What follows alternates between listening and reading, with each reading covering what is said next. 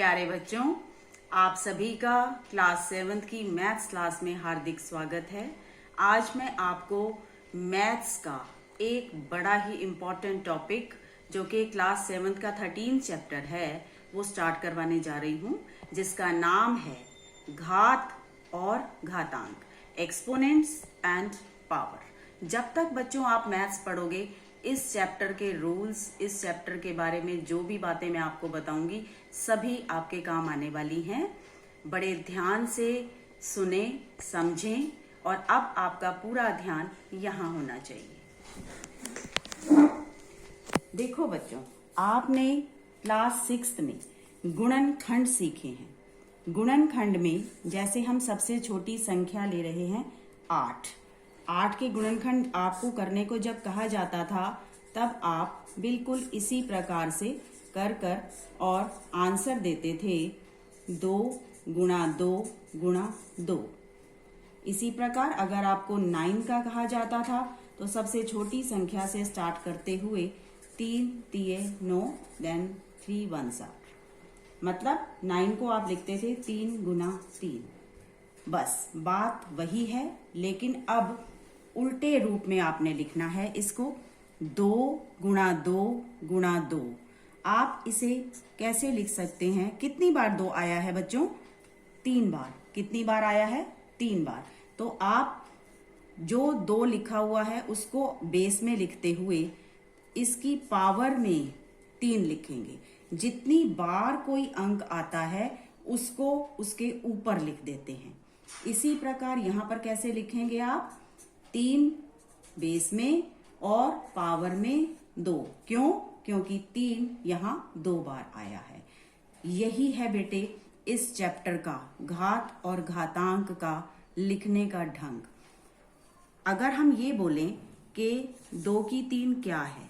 2 की 3 8 का घातांकीय रूप है। क्या बोलेंगे? 2 की 3 8 का घातांकीय रूप है। इसी प्रकार 3 की 2 9 का घातांकीय रूप है। घातांकीय रूप लिखने का ढंग क्या है? किसी का भी घातांकीय रूप अगर हमें लिखना है तो जैसे आपको 10 की 4 दिया और ये पूछ लिया कि 10 की 4 किस संख्या का घातांकीय रूप है, तो आपने क्या करना है? वेरी सिंपल, 10 आधार है, 10 आधार है और 4 घात, पावर जो ऊपर लिखा जाता है वो होती है इसकी पावर। और इसका अर्थ क्या होता है? 10 की शक्ति 4, 10 की पावर 4। इसका अर्थ है 10 को 4 बार गुणा करना। जैसे आपने पीछे भी देखा 2 जब 3 बार आया था तो लिखने में 2 की शक्ति 3 लिखा था। ऐसे ही अगर हम इसका विस्तार, ये था इसका घातांकीय रूप, अगर हम विस्तारित रूप देखें तो 10 की 4 का विस्तारित रूप है 10 को 4 बार गुणा करना, न कि 10 को 4 से गुणा करना। बच्चे अक्सर क्या गलती करते हैं, जब हम उन्हें इसका आंसर देने को बोलते हैं तो वो 10 को 4 से गुना कर देते हैं, बट इट इज रॉन्ग। 10 की 4 का मतलब है 10 को 4 बार गुणा करना, जिसका उत्तर आएगा 10,000। और अगर हम ये बोलें कि 10,000 का घातांकीय रूप, 10,000 का घातांकीय रूप क्या है? 10 की 4 है। लिखने का ढंग ये तो हुआ बेटे जो आप चैप्टर पढ़ रहे हैं घात और घातांक, उसके लिखने का ढंग, विस्तारित रूप, घातांकीय रूप, राइट। अब हरियाणा सरकार की तरफ से मैथ्स लैब में हमें बहुत सारी किट्स प्रदान की हुई हैं, जिनके जरिए हम इसी चीज को आपको एक एक्टिविटी के माध्यम से भी करके दिखा सकते हैं। अब आप ध्यान से देखिए, ये क्या है? ये पूरा एक पेज है, ये पूरा एक है, इसे हम एज अ होल 1 लेंगे। अगर हम 2 की 3 दिखाना चाहते हैं, 2 की 3, सबसे पहले हम इसको 2 भागों में बांटेंगे, राइट। ये बट गया बेटे 1 से 2 भागों में। अब इसकी पावर में क्या है 3, तो जो भी पावर है अब हम इसके उतने ही फोल्ड्स इक्वल इक्वल में करेंगे। 1 2 एंड 3, बिल्कुल इक्वल पार्ट्स में हमने इसके 3 फोल्ड्स किए। अब जैसे बचपन में हम कोई खेल करते थे और जब कोई खोल देता था स्लिप को तो हम खुश हो जाते थे कि देखें क्या दिखने वाला है। ठीक उसी तरह से अब मैं ये खोल रही हूं, आप देखिए आपको क्या मिला। काउंट करेंगे कि कितने सारे ब्लॉक्स बन गए हैं, इनको काउंट करें अगर 1 2 3 4 5 6 7 8। How many blocks? 8। आपने देखा था ना कि 8। इसी प्रकार से अगर हम 3 की 2 का दिखाना चाहें, 3 की 2 का, अब दोबारा से यहां देखिए आप,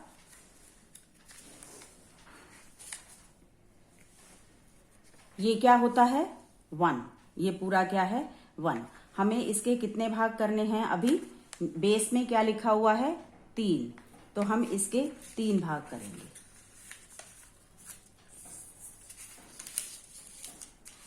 ये बट गया 3 भागों में। अब इसकी पावर में क्या है 2। अब हमें इसके कितने फोल्ड्स देने हैं 2, 1 एंड 2। कोशिश करके इक्वल इक्वल ही फोल्ड्स आए तो ब्लॉक सुंदर लगेंगे। अब फिर से हम इसे खोलेंगे और खोलकर देखेंगे हमें क्या मिलता है। How many blocks we get? You can count 1 2 3 4 5 6 7 8 and 9, right. तो देखा बेटे, एक्टिविटी के माध्यम से भी हमें कोई भी चीज करके बड़े अच्छे से समझ में आती है। आपने देख लिया जब आप 6ठी क्लास में गुणनखंड के द्वारा जो चीज करते थे, अब आपने उसी के लिखने का ढंग सीखा और लिखने के ढंग के साथ साथ आपने इसको एक्टिविटी के माध्यम से भी सीख लिया है। अब मैं आपको बताऊंगी तुलना, जो कि हमारा अगला सब टॉपिक आता है। किसी भी संख्या को या किसी भी घातांकीय रूप को देखकर खाली हम ये नहीं बता सकते कि कौन बड़ा होगा कौन छोटा होगा। सपोज करो आपके पास 2 की शक्ति 8 दिया है और 8 की शक्ति 2 दिया है और पूछ लिया कि कौन बड़ा है। कई बच्चे सीधा बोल देंगे कि मैडम 8 यहां नीचे लिखा हुआ है इसलिए ये बड़ा है। चलो चेक कर लेते हैं। 2 की 8, अभी आपको सिखाया 2 की 8 का अर्थ है 2 को 8 बार गुणा करना।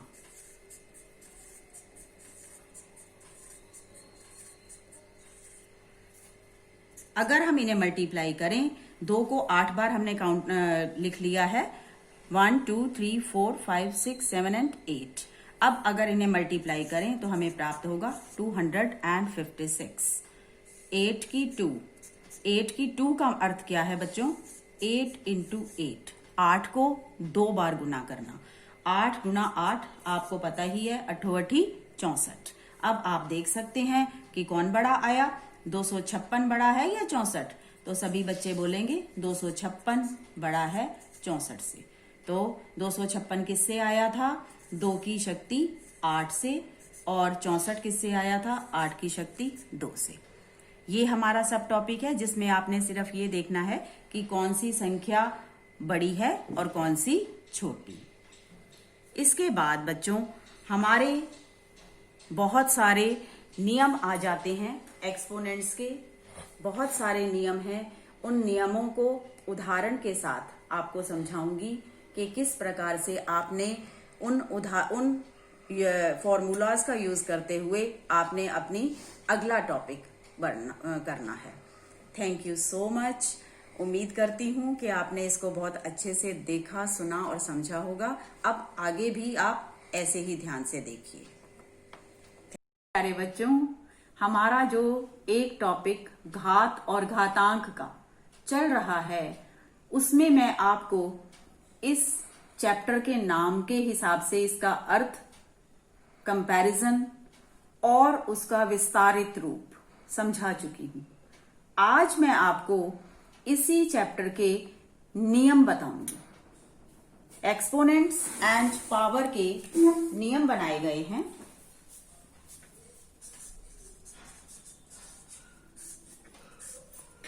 पहला नियम है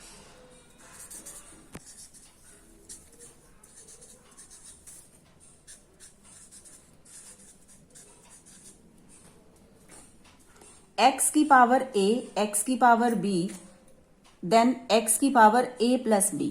इसका अर्थ क्या है? गुणा हो रहे हैं, टर्म्स मल्टीप्लाई हो रहे हैं, दो हैं या दो से ज्यादा हैं, जैसे x की पावर a, x की पावर b, x की power c and so on. आगे भी होता तो भी नियम यही था कि जब भी कभी दो या तीन टर्म्स आपस में मल्टीप्लाई होते हैं, टर्म्स इसी फॉर्म में होनी चाहिए जो हमारा चैप्टर चल रहा है घातांकीय रूप में। चैप्टर घातांकीय वाला चल रहा है तो उसी फॉर्म में अगर संख्याएं लिखी गई हैं तो ही ये रूल्स एप्लीकेबल हैं। x की पावर a इंटू एक्स की पावर b एंड x की c एंड सो ऑन। अगर और होते तो और भी हो जाते। एक ही बार बेस को, आधार को लिखकर जितनी भी पावर्स हैं वो सभी जुड़ जाएंगी। यदि आधार समान है तो घातें जुड़ जाती हैं। नियम ये है। जैसे 2 की शक्ति 2, 2 की शक्ति 3, 2 की शक्ति 5। अगर ये सब एक साथ मल्टीप्लाई हो रहे हैं तो ये चैप्टर हमें ये नियम देता है कि हम इसका 1 सेकंड से भी कम टाइम में आंसर दे दें कि इसका आंसर आएगा 2 की शक्ति 10। 2 की शक्ति 10। अगर हम इसको एक एक को खोलें और तब आंसर दें तो हमारा बहुत टाइम लग जाएगा। मैथ्स इसी का नाम है बेटे कि हर चीज को सिंपल फॉर्म में कैसे दिखाना है। ये था हमारा पहला नियम। दूसरा नियम है हमारा, ये तो गुणा वाली बात थी। अगर दो टर्म्स आपस में डिवाइड हो रही हैं बट इनके आधार समान हैं, दो टर्म्स आपस में डिवाइड हो रहे हैं, गुणा में तो कितनी भी हो सकती हैं लेकिन डिवाइड हमेशा दो ही होंगे, और x की power a divided by x की पावर b, तो अगर इनका आधार समान है, मैं बार बार ये बोल रही हूं कि अगर इनका आधार समान है, आधार समान नहीं है तो ये रूल नहीं लगेगा। तो x की पावर x एक ही बार लिखकर ऊपर वाली पावर में से नीचे वाले की पावर जाकर घट जाएगी। नियम क्या है? x की a डिवाइडेड बाय x की b, then it will be x की power a minus b। For example, जैसे 6 की पावर 2 थी और नीचे हमारा 6 की पावर 3 है, बेस सेम है, तो हम क्या करेंगे? ये काटना पड़ेगा। जैसे हम इसका फॉर एग्जाम्पल देखेंगे, 2 की शक्ति 5 भाग 2 की शक्ति 3। इसको हल करने के लिए हमें खोलने की जरूरत नहीं है, डायरेक्टली लिख सकते हैं इस नियम को यूज करते हुए। ऊपर वाली पावर है 5, नीचे वाली है 3, तो 5 में से 3 को माइनस कर दो, आंसर आ गया 2 की शक्ति 2। और इसको खोलना मैं आपको पहले ही सिखा चुकी हूं। इसका आंसर आ जाएगा 2 गुणा 2 4। देखो कितना इजीली हमें इतने बड़े सम का आंसर मिल गया। 2 रूल्स आपको बता दिए बेटे। अगर तो मल्टीप्लाई हो रहे हैं then powers will be added, और अगर ये डिवाइड हो रहे हैं तो डिनोमिनेटर की जो पावर है वो ऊपर जाके माइनस हो जाती है। Right now third rule. Third rule के अकॉर्डिंग x की पावर a और फिर इस पूरे की पावर में b। मतलब क्या हुआ कि पहले एक बेस है, उसकी कोई घात है, और फिर सारे की कोई घात है। एक ही रकम की दो दो पावर्स हैं। दो ये क्या होगा कि ये दोनों पावर्स आपस में मल्टीप्लाई हो जाएंगी। x की power a into b. For example 2 की पावर 2 है और फिर इस सारे की पावर 3 है, तो आंसर क्या आ जाएगा? 2 की पावर 2 इंटू 3, 2 की 6, 2 की पावर 6। अब आप इसको आगे पहले की तरह ही खोलकर आंसर ले सकते हैं। Next rule. अभी तक आपने क्या देखा? देखो बेटे, x की a और x की b देखा था ना।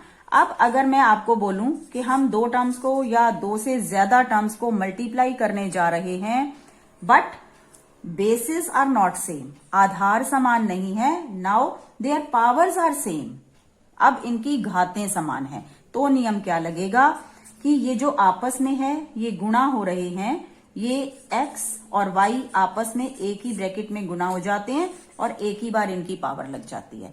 फॉर एग्जाम्पल 2 की पावर 3 इंटू 3 की पावर 3, मान लो 2 की पावर 3 और 3 की power 3, now their powers are same. तो हम क्या करेंगे कि इनके आधारों को एक ही बार गुना करके पावर को एक ही बार लिख देंगे और इन्हें हम मल्टीप्लाई भी कर लेंगे। 2 तिया 6 और 6 की पावर आ गई 3, और फिर पहले की तरह 6 गुना 6 को 3 बार गुना करके इसका आंसर आराम से ले सकते हैं, राइट। 4 नियम मैं आपको बता चुकी हूं। 5वां नियम,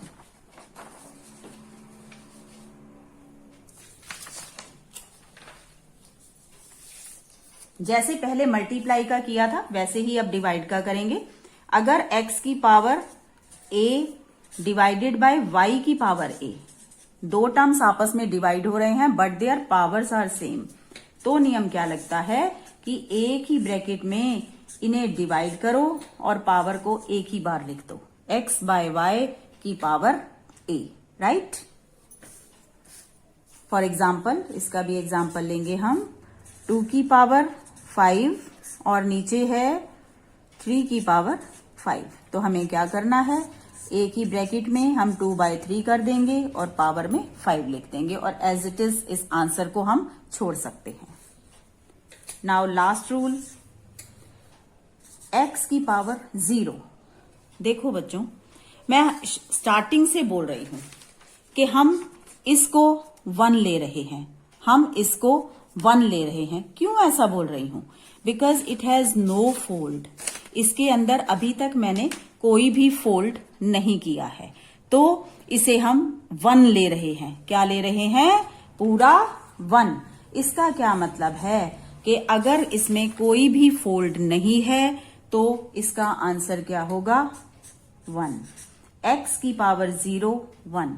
बेटे, ब्रैकेट आधार में कुछ भी लिखा हो, 100, 1000, 10,000, lakhs, crores, whatever, जो भी लिखा हुआ हो, अगर उसकी पावर में 0 आ जाता है तो इस सारे का आंसर हम हमेशा क्या देते हैं? 1। Got it? Thank you.